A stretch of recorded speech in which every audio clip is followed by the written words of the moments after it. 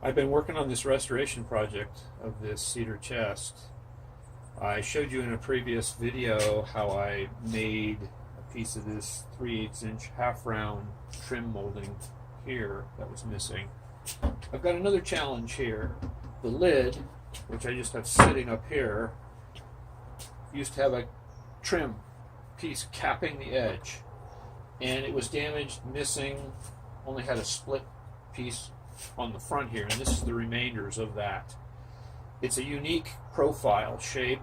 I'm not sure what you would call it. Here's the profile. I need to make some of this so that I can build this thing, and make it look original.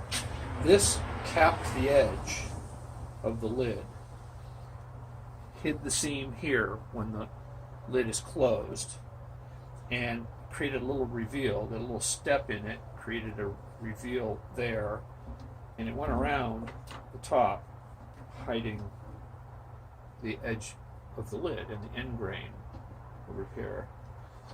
So I need to make about 8 feet of this in order to redo the lid. The curvature on the top of this, by my estimation, is about a 1 1/4 inch diameter curve.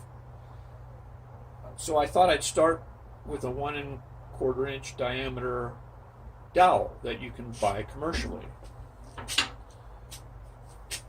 That's what this is. I cut out a little template and I pasted it on the end there so you can see that's the shape of my trim molding that I need to end up with. How can I do this with the equipment I do have? I've got a table saw, I've got a joiner, I've got a router. I think I can cut it with those tools. I'll show you the steps that I've come up with. So I've taken a piece of scrap wood, I've squared the edges, and I've smoothed one surface so that I have a nice even surface to work with. I'm going to attach the dowel. I've marked some locations, drilled 3 holes. I'm going to put 3 screws in through the back side and attach the dowel like this. The piece I'm making is the front side of the dowel. The back half of the dowel is waste. It's always nice to have an extra pair of hands in the shop, and that's what clamps are. Got to have clamps in your workshop. I've taken a couple of these spring clamps, clamped each end of my dowel to this board just to hold it while I drill holes to put screws in that will be holding the dowel. I've set it up on top of these 2x4 blocks just to raise it up and give me room to work behind here. I'm going to drill pilot holes. I've marked with a piece of tape on my drill bit how deep I want to go because I don't want to drill too far into the dowel. The screws I'm using are just long enough to hold the dowel and not be in the way of where any of my saw cuts are going to be made. So let's drill a pilot hole here, pilot hole in the center, and one at this end. That's it. I'll take my screws,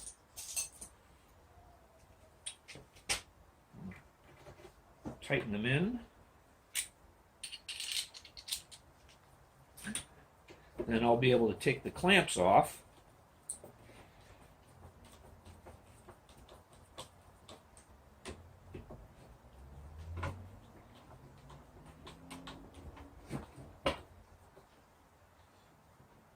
I'm hoping that 3 screws is going to be adequate.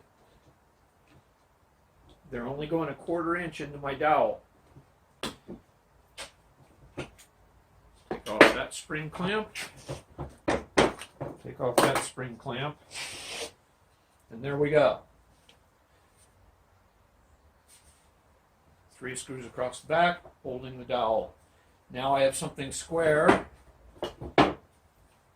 that I'll be able to run through my table saw. Now you see I put my little profile template on the end of my dowel. The white is the shape that I want to end up with. All the rest is waste. So the first thing, see there's a little flat right there? I'm going to cut that flat by running this whole thing through the table saw and cutting off, just shaving off the edge. It's going to shave off the edge of my board and the dowel at the same time. So let's see. Here we go. Turn on my dust collection.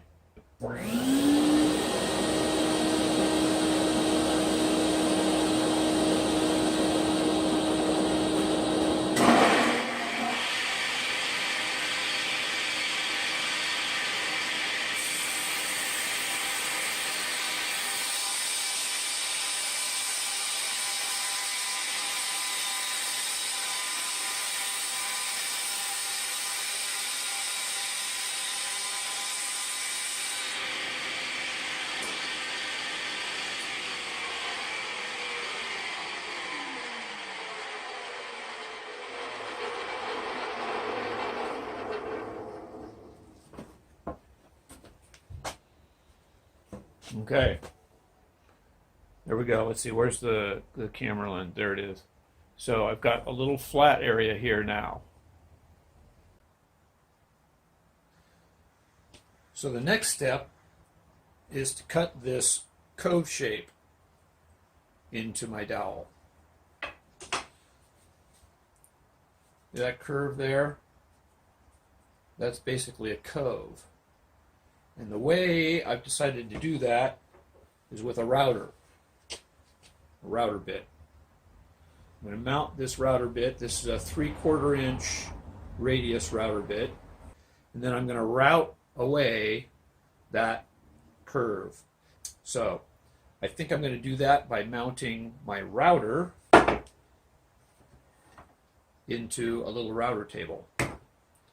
That way I can clamp that table onto my bench here, or maybe I'll clamp it on my saw table. Then it'll be stable and solid, and I can run the board through it. So what I've got here is this little table, router table, that I've mounted my router up underneath to. I've got my 3/4 inch cove bit mounted in the table, and I've clamped a board here to act as a fence to run my dowel along. I've set that spacing to take off just a little bit of the dowel first pass. This is a practice, it's a learning experience. I'm just going to take a little bit off. It's not the full depth. I'm going to see how it works. And if everything works right, I'm going to readjust my fence over to the finished depth and make a final cut and have my cove completed. Put on your earmuffs. Here we go.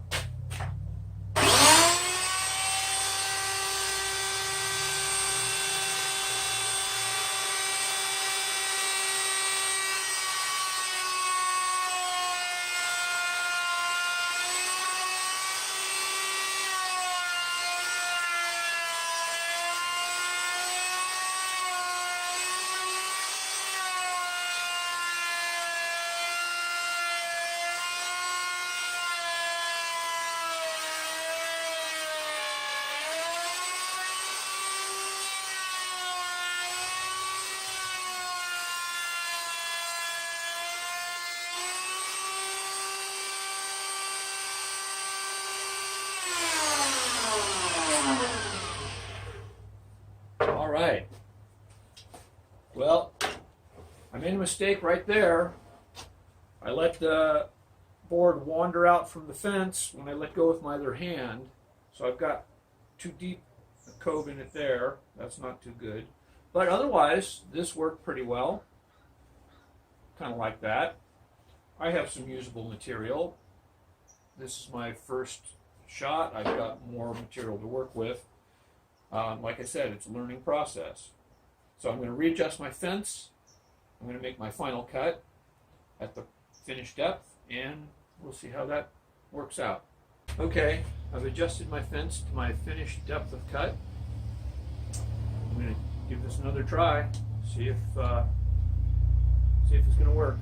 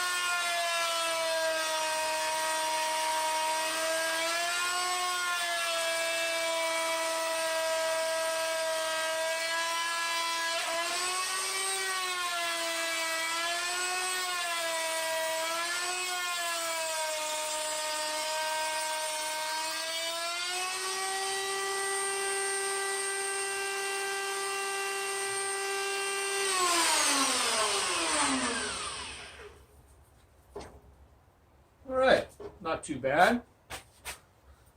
That's what I've got. That one spot where I hit a little deep, when I hit that again here, I bumped into it with the router. I could feel that. But overall, you know, I think I'm accomplishing what I want to accomplish. I'm going to soften the top edge of this curve just a little bit using a Surform and some sandpaper. It's just a little hard, a little sharp of a corner compared to the original here. It could be this was pretty crisp when it was new, but being that it's old and pretty beat up, maybe that's part of the reason why it's not so hard of a corner. But anyway, thought I'd do that.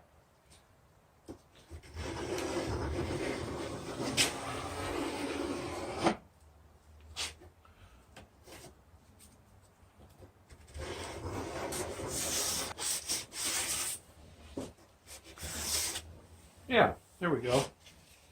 And actually, while I'm at it, I think I'll run a little sandpaper over that curve. And the way to do that is to take a dowel, wrap my sandpaper on the dowel, and then it'll fit in there.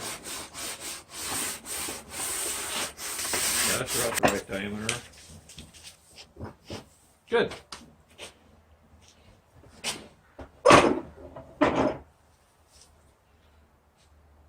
Now I'm ready to run that through the table saw and slice off the back side.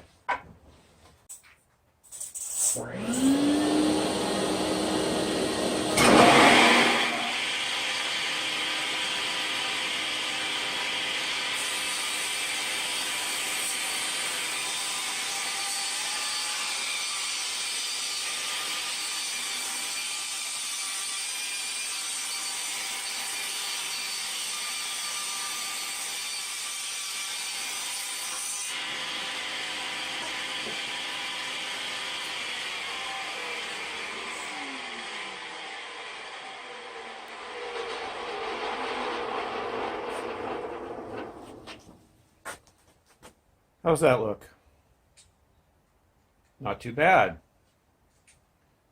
One last step to do. I've set up my jointer to cut the rabbet on the back of this trim molding. The rabbet is 3/32 of an inch deep, 5/8 of an inch tall. The 3/32 of an inch depth is set with the difference between the infeed and the outfeed table. The 5/8 inch tall height is where the fence is positioned off the edge of the joiner blade. As this piece runs through the joiner blade, part of it misses the joiner blade. That remains. The joiner cuts away the rest, creates the rabbet or the step. I've clamped this piece of wood underneath the outfeed side of this fence because there's a gap, and I just want to help prevent my piece of molding from varying and veering in as I feed it out. Okay, here we go.